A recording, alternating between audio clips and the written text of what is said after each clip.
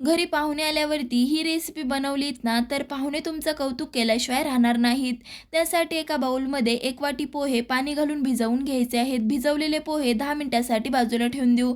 10 मिनिटानंतर भाज्यांमध्ये ढोबळी मिरची, कांदा आणि पत्ताकोबी बारीक चिरून घातले आहेत. त्याचबरोबर 1 चमचा आलं लसूण पेस्ट, 2 ते 3 हिरव्या मिरचीचे तुकडे, बारीक चिरलेल्या कडपत्त्याची पाने, 1 चमचा जाडसर कुटलेले धने, अर्धा चमचा जिरे, चवीनुसार मीठ, अर्धा चमचा गरम मसाला, पाव चमचा हळद, पाव वाटी बेसन, 1 वाटी भात आणि भरपूर सारी बारीक चिरलेली कोथिंबीर घालून मिक्स करून हाताला पाणी लावून कटलेट बनवून घ्यायचे आहेत. कटलेट शॅलो फ्राय करण्यासाठी पॅनवरती 1 पळी तेल गरम केलंय. कटलेट सोडून दोन्ही साईडने अलटपलट करत मस्त असे शॅलो फ्राय करून घ्यायचे आहेत. शॅलो फ्राय झाल्यावरती काढून घेऊ.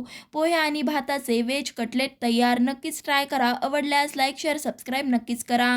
पुन्हा भेटूयात एका नवीन रेसिपीसोबत. तोपर्यंत धन्यवाद.